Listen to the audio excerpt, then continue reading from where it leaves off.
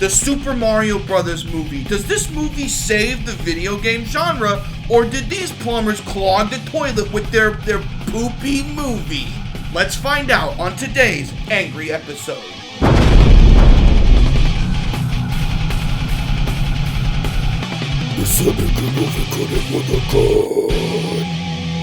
Hi, I'm the Angry Movie Critic with a gun. I'm a certified cinema expert with the gun to prove it. As you can see, since the last time, we've made quite a few upgrades to my Fortress of Entertainment and Cinema Examination spaceship, or Feces for short.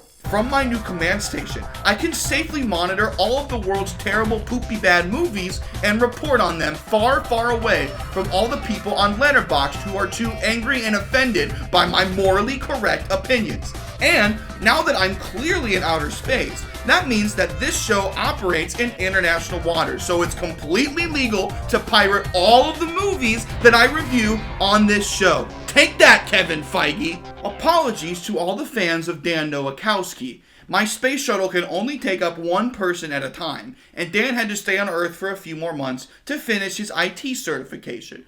But he'll be back in no time. For now, let's discuss Illumination Entertainment's newest crud-tastic, Koopa Poopa, Piranha Puke of a film, the Super Mario Bros. Movie. And boy, oh boy, we are going to need a good plumber who can clean out the mountain of feces that is this movie from the septic tank of intellectual property that is Hollywood. This long-awaited sequel to 1991's Mario movie follows the brothers Mario as they struggle to keep their family plumbing business afloat in Sleepy Joe Biden's America. Suddenly, they fall into a giant green sewer pipe and emerge in the Mushroom Kingdom, a CGI Technicolor hellscape where the laws of physics are nowhere to be seen. After Luigi gets kidnapped by some turtles, like a total beta, it's up to Mario and his new friends, Mr. Toad, Stoner Harambe, and the Blonde Lady, to save him from the evil Jack Black and his massive exposed testicles. Now, the first thing that anyone with eyes in their friggin' skull is gonna notice about this movie is how lazy and slapdash the animation style is. We all know that Illumination, or as I like to call them, Illuminanus, is notorious for their copy and paste Pixar wannabe style. And this film is no exception to that rule. I mean, just look at it. Doesn't this animation style just make you want to bash your head against a brick block until you see stars? We all know that if a new animated movie comes out and it doesn't look like Into the Spider-Verse, then it sucks puke through a straw. I didn't make that up. I'm sorry. That's the rule. That's the new rule in this business. I didn't make that up. That's the rule. And instead of making this movie look hand-drawn and interesting, Illuminanus instead opted for this insultingly bad CGI live-action hybrid. I mean, look at that. Like, that's clearly just Mario's face deepfake onto Chris Pratt. We can see that. We're not dumb. It's obvious. And while we're on the subject, let's talk about Chris Pratt's performance in this movie. His nails on a chalkboard voice performance is so bad, it brings the entire movie down with him. He physically just can't do the Mario voice, it seems like. He's so bad at doing the Mario voice, they had to change the script to better fit his abilities. I mean, this whole time, I thought Mario and Luigi were Italian. Then Chris Pratt waltzes into the studio, and he does this Brooklyn accent. And all of a sudden, they're from New York? Newsflash, dingbat. I don't know if you know this movie, but New York is nowhere near Italy. It's a different continent. Why would there be Italians in New York? Use your friggin' head. This movie was made completely in a focus group by the smooth-brained, incompetent, jerking-off Neanderthals at Comcast, who have clearly never played a Super Mario game in their lives. They couldn't even decide which game in the Mario series to base the plot on. Instead, they just kind of picked and chose the lame parts from all the games and mashed them together into this mushy tuna casserole of a movie. The kind of thing my brother Dylan would make in his home because he doesn't know how to cook anything except Hamburger Helper. These freaking jerk-off writers wrote in the Power Stars from Mario 64, the car stuff from Mario Kart 7, and the Rescue Luigi storyline from the Mario Teaches Typing game on MS-DOS. I mean, what was stopping them from just adapting the first Super Mario Brothers, and then the next one in the next movie, and then the next one, and the whole series. I mean, hello, it's a series. They're all connected. It's all a big series. I mean, that would just be, it's right in front of you. It's so easy. At least then it would be clear this movie was made by real Mario fans, because in its current state, this sorry excuse for cinema was made by corporate shills who spat in the face of Shigeru Miyamoto and his creation.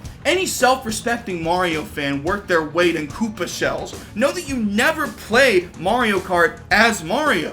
This movie plays Mario Kart as Mario with the default kart. I mean, come on, real gamers know that the best combination in all of Mario Kart is Roy Koopa with the Wiggler kart and Cyber Slick wheels.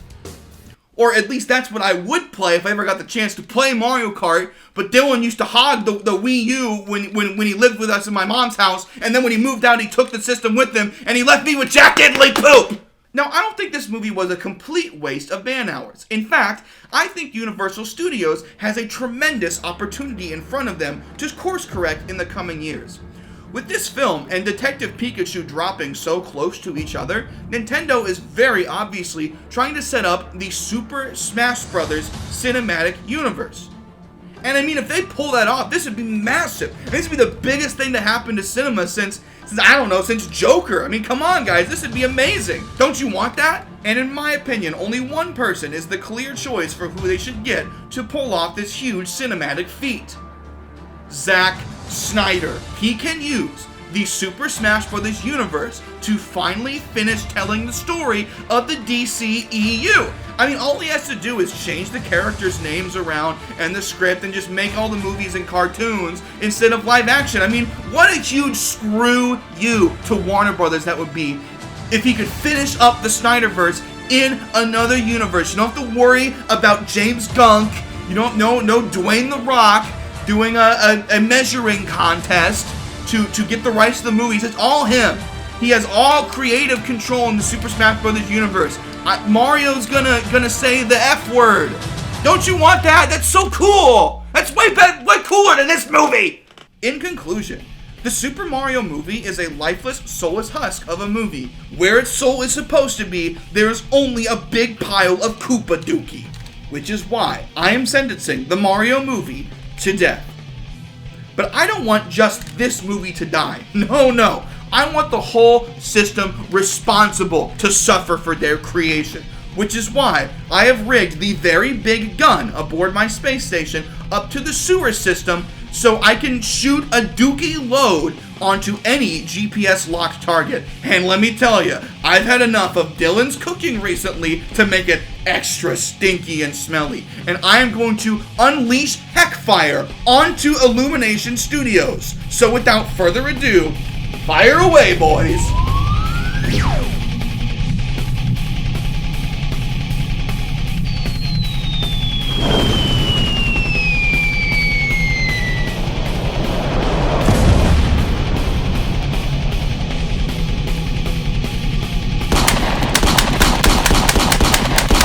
This movie! Thank you all for watching this episode of The Angry Critic with the Gun.